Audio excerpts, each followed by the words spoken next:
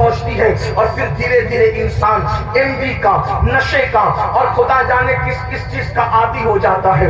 آپ سے پوچھتا ہوں، یزید بھی نشہ کر رہا ہے، آپ بھی نشہ کر رہے ہیں، اور یزید کے اور آپ کے نشے میں فرق کیا ہے؟ اللہ اکبر، شاید یزید نے MV وغیرہ کو خواب میں بھی نہیں دیکھا ہوگا۔ اللہ اکبر، اندازہ فرمائے کس طرف جا رہے ہو۔ اللہ اکبر، امام علی مقام والا جدی والی سلام کے سامنے یہ چیلنجز تھے۔ آپ اپنی قوم کو جرائم سے بچانا چاہتے تھے، آپ اپنی قوم کو گناہ سے بچانا چاہتے تھے۔ جانتے ہیں اللہ کے رسول صلی اللہ علیہ وسلم نے بستیوں کے اجڑنے اور گھروں کے اجڑنے کے لیے جو بات بیان فرمائی ہے اس کو دل کے کانوں سے سنیں۔ اللہ کے غیب کا نبی صلی اللہ علیہ وسلم ارشاد فرماتے ہیں، راتوں کو کچھ لوگوں کے مکانات خود بخود زمین میں دھس جائیں گے، زمین کے اندر جو ہے زمین بوس ہو جائیں گے۔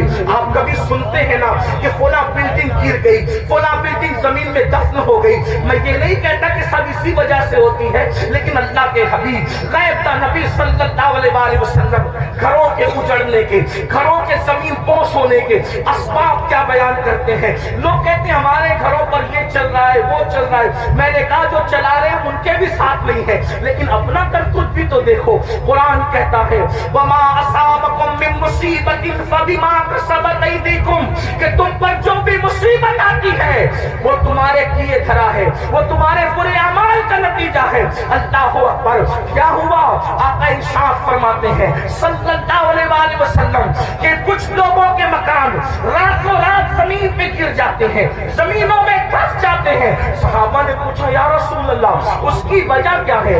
آقا فرماتے دو گناہ جب گھروں کے اندر کیے جاتے ہیں، دو گناہ جب عمارتوں کے اندر کیے جاتے ہیں تو گھروں کو زمین میں دھسا دیا جاتا ہے، گھروں کو زمین بوس کر دیا جاتا ہے۔ پوچھا یا رسول اللہ وہ کیا ہے؟ فرمایا ایک موسیقی ہے، میوزک ہے۔ جس گھر میں میوزک بجتا ہے اور جس گھر میں شراب پی جاتی ہے، راتوں رات ان گھروں کو زمین میں دھسا دیا جاتا ہے۔ اب آپ مجھے بتاؤ، کانوں میں ایئر فون لگا کر راتوں کے 3-3 4-4 بجے تک میوزک سننے والوں، کیا تمہیں اپنے گھروں سے پیار نہیں ہے؟ تمہیں اپنے گھروں سے محبت نہیں ہے؟ تمہیں اپنے گھروں سے الفت نہیں ہے؟ اور پھر اللہ کے حبیب علیہ السلام فرماتے ہیں جس نے دنیا میں شراب کا ایک گھونٹ پیا اور توبہ نہیں کی، جب وہ مرے گا تو مرنے وقت اس کی زبان پہ کلمہ جاری نہیں ہوگا، وہ کلمے سے محروم رہے گا۔ اور یہاں تک کہ حضرت مالک الدینار فرماتے ہیں میں نے کئی نشہ کرنے والوں کو کفر پر مرتے دیکھا ہے۔ اللہ اکبر، حضرت عمر ابن عبدالعزیز کہتے ہیں میں نے کئی نشہ کرنے والوں کو کفر پر کافر ہو کر مرتے دیکھا ہے۔ اللہ کے بندو ذرا غور تو کرو۔ پھر تیسری چیز لیتے ہیں نماز کے حوالے سے۔ 95% لوگ نماز نہیں پڑھتے ہمارے معاشرے کا، اور لوگ آسانی سے کہہ دیتے مولانا ہمیں ٹائم نہیں ملتا۔ بلکہ عاشور کے شب میں بھی، جس میں جمعرات ہی کو جنگ ہو رہی تھی کربلا کی، اکثر مورخین کہتے ہیں جمعرات کوئی جو ہے وہ جنگ کا آغاز کر دیا تھا۔ امام پاک نے پوچھا غازی عباس سے، عباس کیا کر رہے ہیں لوگ؟ کہا وہ تو جنگ شروع کرنے کی بات کرتے ہیں۔ کہا ان سے کہہ دو کہ ہمیں نماز بہت پسند ہے، ہمیں تلاوت بہت پسند ہے، ہمیں کریا اللہ کے لیے کرنا بہت پسند ہے، ذکر اذکار بہت پسند ہے۔